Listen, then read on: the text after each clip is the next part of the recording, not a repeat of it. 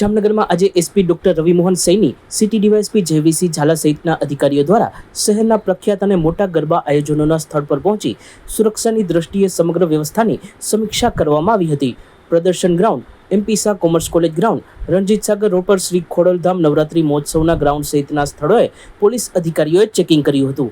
નવરાત્રી દરમિયાન રોમિયોગીરી વગેરે પ્રકારના ન્યુસન્સ અટકાવવા ગરબા આયોજનોમાં શી ટીમ એટલે કે મહિલા પોલીસ કર્મીઓ ઓફ ડ્રેસમાં પણ તૈનાત રહેશે.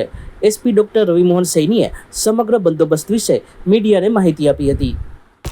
આવનાર 22 સપ્ટેમ્બરથી જે નવરાત્રિના આયોજન રાજ્યભરમાં કરવામાં આવી રહ્યા છે, આના ભાગરૂપે આજે સિનિયર ઓફિસરો દ્વારા જામનગર જિલ્લામાં તમામ નવરાત્રિ આયોજકો સાથે એક મીટિંગ અને સ્થળ વિઝિટ કરવામાં આવી રહી છે, જેમાં ટ્રાફિકના મુદ્દાઓથી લઈને આયોજન, સીસીટીવી ઓર સુરક્ષિત માહોલમાં આયોજન થાય આ રીતે તમામ આયોજન અને વ્યવસ્થા જોવામાં આવી રહી છે.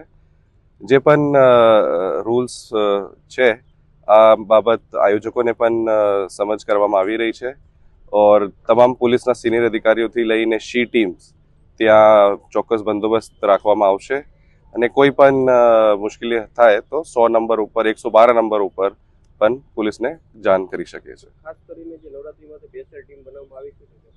યસ, દરેક જગ્યા દરેક પોલીસ સ્ટેશનમાં શી ટીમ્સની અલગ અલગ ટુકડીઓ બનાવવામાં આવી છે, જે ખાનગી ડ્રેસમાં પણ રહેશે અને યુનિફોર્મમાં પણ પોલીસ પેટ્રોલિંગ રાખશે અને અમારી બોડી વોર્ન કેમેરાઝ સાથે પણ ટીમ રહેશે અને કોઈ પણ અસામાજિક તત્વ આ રીતે માહોલ ન બિગાડે એના પણ ખાસ તકેદારી રાખવામાં આવી રહી છે. જામજોધપુર પોલીસે સૌરાષ્ટ્રના અનેક જિલ્લાઓમાં થયેલ બાઇક ચોરીઓનો ભેદ ઉકેલ્યો છે. 2 આરોપીને ઝડપી લઈ તેમની પાસેથી 94 વાહન કબજે કર્યા છે. આ લોકો વોકળા વગેરે પાણીમાં વાહનો ડૂબાડી સંતાડી રાખતા હતા અને પછી થોડા સમય પછી મોકો જોઈને વેચી કાઢવાની મોડસ ઓપરેન્ડી ધરાવતા હતા, જેને નિહાળી પોલીસ પણ ચોંકી ગઈ હતી. સચોટ સમાચારો સૌથી ઝડપી મેળવવા માટે અમારી ચેનલને સબસ્ક્રાઇબ કરો.